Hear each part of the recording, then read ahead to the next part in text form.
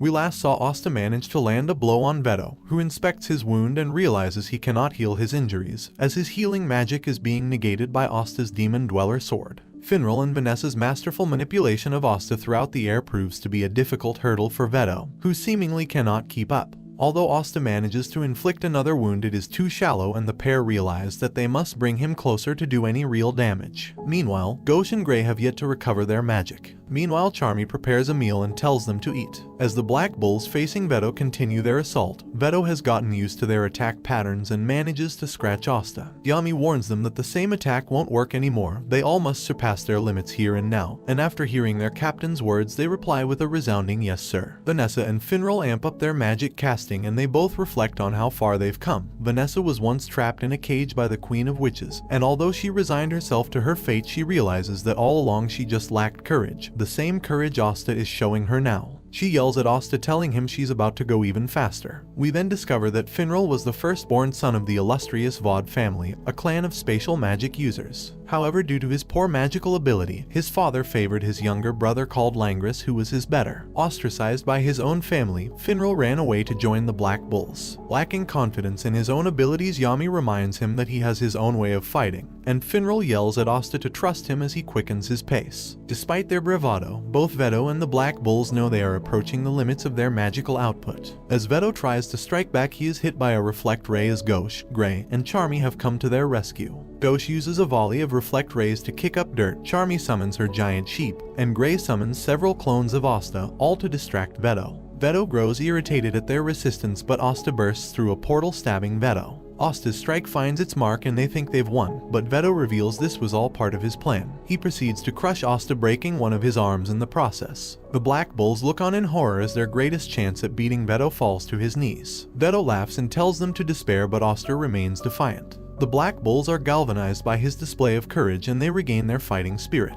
Vanessa pulls him out of harm's way and Veto gives chase, but he is struck by a reflect ray and a water blast. Vanessa supports Asta's broken limb with her threads and they prepare for another counterattack. As they begin their assault anew, Veto realizes he cannot track his movements due to the Demon Slayer sword still inside him. He pulls it out, swatting Asta out of the air. He moves to finish the job but is unnerved when he sees a dark energy envelop Asta, which he recognizes as that of a demon. Asta unleashes a barrage of slashes with Vanessa and Finral's help before dealing the final decisive strike, knocking Veto out. The Black Bulls celebrate their victory as Vanessa and Finral embrace the exhausted Asta. Noel is complimented as well, and when Asta pats her on the head, she becomes flustered and shoves him away. An unconscious Veto recalls a memory of him and licked regarding an injured bird and had considered him the personification of hope. He then remembers their suffering at the hands of humans and he regains his magic. Veto means to self-destruct, destroying the temple and killing everyone within. The Black Bulls realize this was the same blast that the magic captains once desperately tried to stop. Asta encourages them to fight back, reigniting their will. Then suddenly Yami appears, having gone beyond his limits in destroying the spatial magic. He praises his squad mates for their hard work and reassures them that he will take care of this. He unleashes his dark cloak dimension slash, piercing through the very dimension itself, taking out Veto for good. The Black Bulls rush to praise their captain except for Ghosh, who just wants to see Marie. Jifso kneels and thanks them for saving the underwater temple. Yami asks for the stone, but Jifso is unaware what he is referring to. Nero returns with the magic stone in his beak and Yami retrieves it. Yami praises the squad once more, who begin falling one by one as they're exhausted. The Midnight Sun mourn Veto's death and Fauna swears that she will never forgive them. The Black Bulls recuperate in a hospital bed where, after exchanging some friendly banter, they notice a crowd has gathered outside cheering them on. Meanwhile, Noel visits Kahono and Kayato, apologizing that she was unable to protect her voice. Using her magic, she tells Noel that her voice will eventually heal, and Noel Pinky promises to attend her concert one day. As she leaves, Kayato has fallen for Noel and asks his sister to introduce him. Asta, who has now broken both his arms, runs into Yami, paying respects to the fallen Veto. Asta lays down some flowers he had found and reflects that even though Veto was undeniably evil, he can't help but think that they too had something important to fight for. Asta remembers his promise with Yuno and resolves to be even stronger. The following day, the Black Bulls bid farewell to the underwater temple, and to their surprise, Kahono begins singing and the rest of the citizens join in. The Black Bulls depart with the Song of the Sea ringing true behind them, bringing this chapter of their journey to a close. The Black Bulls settle in their base, where they realize that they'd forgotten to bring Gordon along,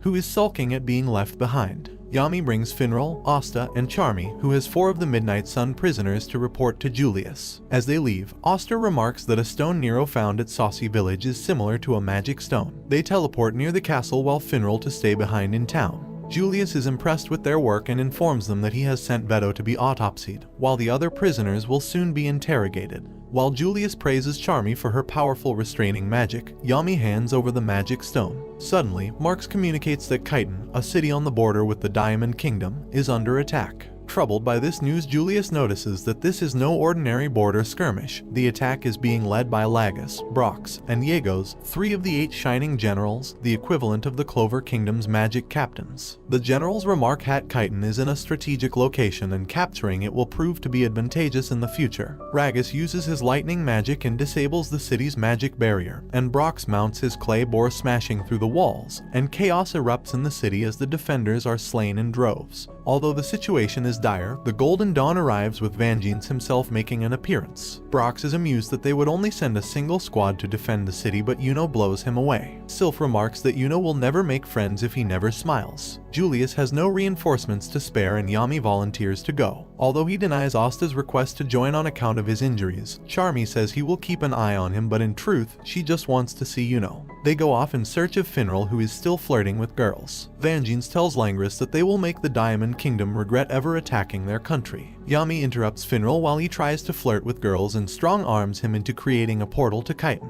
Yuno faces off against Brox, who is surprised at his power. Ragus arrives a few moments later to offer his assistance, but Brox has none of it. Ragus fires off a volley of lightning bolts, but Yuno uses Sylph's wind magic to not only fire back his own arrows, however he manages to penetrate Ragus' defensive barrier. Hiding in the shadows, Lotus cannot believe Yuno has gotten even stronger. The Golden Dawn continues their desperate defense of the city, but Yegos uses his slime magic to keep them at bay. Langris arrives and uses his spatial magic to rip out Yegos' magic and his arm, causing immense collateral damage in the process. Lotus notices Vangeance casting a powerful spell and notices that it is sucking up the magic of those in the city. He tries to warn the generals, but they are too busy bickering over who gets to fight Yuno. Vangeance activates his magic, World Tree, Nesteltine, summoning an enormous tree whose branches capture nearly the entire Diamond Kingdom army. The Black Bulls arrive at Chiton, and Asta is awestruck by the massive tree, which Yami identifies as Vangeance's magic. He instructs Asta and Charmy to tend to the townsfolk while he has a chat with the Golden Dawn captain. Brox is enraged that the army was annihilated and he leaves to seek out vengeance, while Ragus is left behind to engage Yuno. Ragus is in disbelief that he, a shining general, is being pushed back. He attempts to fight back, but Yuno finishes him off with a single strike. Yuno lands next to Asta and comments on his injuries, but says he doesn't plan to lose to him. Klaus and Mimosa soon arrive and exchange greetings with Asta, but they soon leave to tend to continue their operations. Brox finally finds Vangeance and attempts to crush him, but he is defeated with a single spell. Lotus arrives and attempts a sneak attack, however Yami comes to his defense and Lotus is forced to retreat. Yami turns to Vangeance and asks him to remove his mask, suspecting him of being licked in disguise. Asta and Yuno chat happily together and Sylph angrily asks who this shrimp is.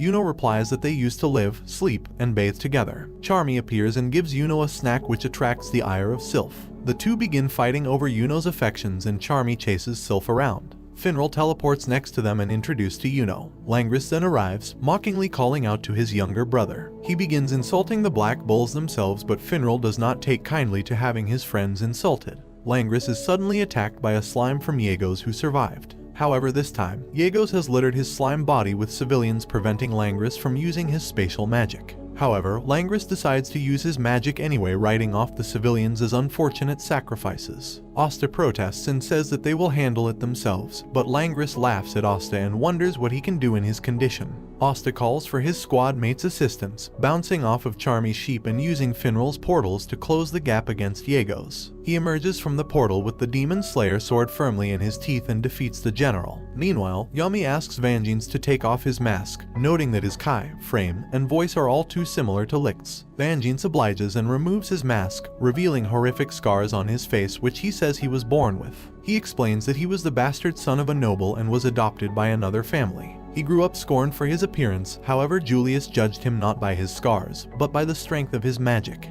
It was Julius who gave Vangeance his signature mask. Yami senses that he is not lying, nor is he masking his face with a disguise. He apologizes to Vangeance for prying. They receive a call that the Diamond Kingdom has retreated and Vangeance orders the Golden Dawn to tend to the wounded. Finral, Asta, and Charmy depart to find Yami. Meanwhile, Langris warns Yuno against associating with peasants, but he replies that Asta is his rival. Simultaneously, both he and Asta affirm their dream of becoming the Wizard King, and Yuno says that being the captain of the Golden Dawn is the first step. Julius is suspicious about the Diamond Kingdom's true intentions. Meanwhile, Lotus reports to an unseen figure regarding the spells and magic used during the battle. The figure remarks that the shining generals they sent were relics of the past. The time has come for their new battle mages to come to the fore. Yami brings Asta to Owen, a doctor working directly under the Wizard King, to get his arms healed. He then excuses himself, citing he has business to attend to. Owen uses his water magic and discovers something that leaves Asta devastated, and after overhearing them, Finral is also disturbed.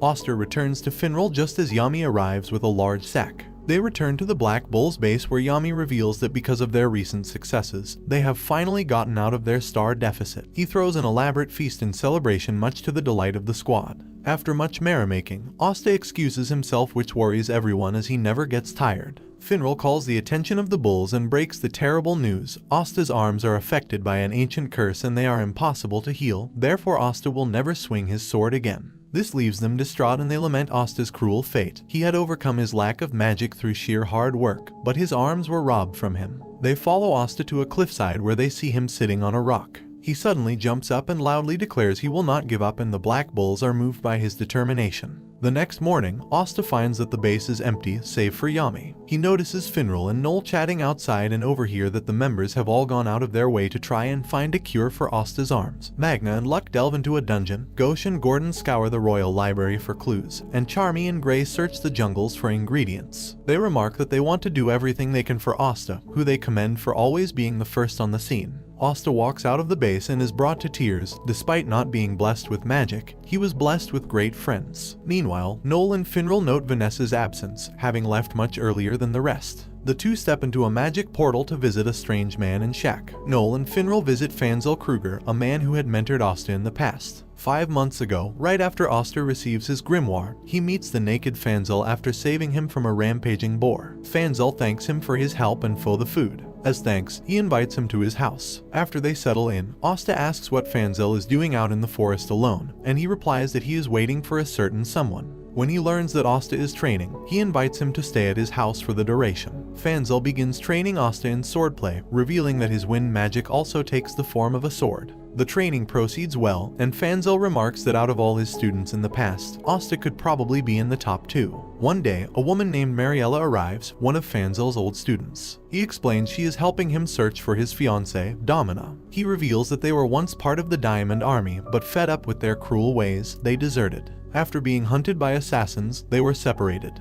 Mariella brings news that Domina might be dead, producing her bloodied wand. Fanzel is inconsolable and asks to be left alone. While mourning his wife, he is suddenly attacked by Mariella, who has betrayed him. Several Diamond Kingdom mages emerge and take him prisoner. Asta bursts in to rescue him, but Fanzel has lost the will to live and asks that he leave instead. Asta ignores this and strikes down several mages, and encourages Fanzel that a reason to live is not something you have, it is something you search for. Fanzel's spirit is reinvigorated, and he takes up arms against the remaining mages. However, Marielle, citing Fanzel's old teachings, signals a retreat. Asta and Fanzel part ways, and the latter says that he will do his best to search for Domina, who he believes is still alive. However, he soon returns, being chased by a giant boar, and asks him to defeat it as his final lesson. After the events of the underground dungeon, Noel flees from a naked Fanzel. He chases her into the Black Bull's base, where he is promptly beaten and tied up. Asta soon arrives to clear up the misunderstanding. Fanzel then asks about Noel's wand, which he recognizes as being the handiwork of his fiancée. Realizing that Domina is still alive, he is overjoyed. Suddenly, a loud rumbling rocks the Black Bull's base. Fanzel's assassins have arrived. Mariella and her commander, Gallio, oversee the assault from afar. Mariella asks to be sent through a portal for insurance, and Gallio obliges. The attack continues, but Noel's water barrier shields the base. Fanzel emerges from the field, alongside Magna and Luck, who wreak havoc on the enemy lines. Gauche appears behind Galio and blasts him with his mirror magic, sending him crashing below, where Fanzel is waiting. Galio points out that he had already sent assassins after his fiancée, but they were prepared for that all along, and Fanzel suddenly transforms into Grey. Meanwhile, Domina reunites with Fanzel, but beats him up for taking so long. Mariella suddenly appears and explains that this entire assault was orchestrated by her to take revenge on the assassin's squad. With her squad wiped out, the organization will take months to reorganize. She plans to turn herself over to the Clover Kingdom as penance for her actions thus far. Galio appears, having realized that Mariella has turned traitor. He traps Asta, Fanzel, and Mariella inside his spatial magic, but he is no match for their combined might. Meanwhile, Yami finally recognizes Faisal as an old diamond commander and gets the gist of the situation. He asks Ghost to keep this incident a secret. Later, Fanzel, Domina, and Mariella bid farewell to the Black Bulls, thanking them for their help. Back in the present, Noel asks Fanzel and Domina about a way to heal Asta's arms, and Domina remarks that there might be a way in her homeland, the Witch's Forest. Right on cue, Vanessa enters the Witch's Forest. Domina explains that the Witch's Forest is made up solely of witches, specializing in curse and familiar magic. Finral puts 2 and 2 together and realizes that this is the reason Vanessa went off on her own. Domina suspects that Vanessa mustered up a great deal of determination, as leaving the forest makes one a fugitive. Vanessa may never return. Noel insists that they be taken to the forest despite Domina's warnings. They pick up Asta on the way and intentionally keep him in the dark about their destination. Meanwhile, Vanessa tries to bargain with her queen. If she can be taught the ancient dispelling magic, she will stay behind of her own volition. The group soon arrive at the outskirts of the forest, and Domina produces 2 cloaks that hide one's magical power to prevent detection by the queen. Shiden, a member of the Eye of the Midnight Sun, informs Fauna of the bull's destination. Her thirst for revenge against them has grown even stronger. They enter the forest, where Finral narrowly gives themselves away when he overhears a magic potion. A security golem flies nearby the girls, and they pass by undetected. However, the boys' cloak get caught in a branch, causing them to spiral into the girls, thus losing their cloaks. They are immediately attacked by the golems, and after Finral tries to flirt with some girls, they rush headfirst into the queen's castle. There, they find Vanessa severely damaged on the ground. She proclaims that both Vanessa and Domina are her children and she is free to treat them as she wishes, angering Asta. He tries rushing her with Finral's help, but the queen subdues him with a magic flock. Fanzel saves Asta from her clutches, and when they mean to attack the queen, she shows a crystal ball showing them their fate: absolute defeat. However, she senses another threat appear on her ball. An army of the Eye of the Midnight Sun approaches, with Fauna leading the charge. Will the queen set aside her differences and cooperate, or will it turn into an all-out battle royale? And this brings the anime to an end. Comment for part 6. Don't forget to like and subscribe if you enjoyed, and turn on the notification bell so you never miss out on another video. Until next time, take care.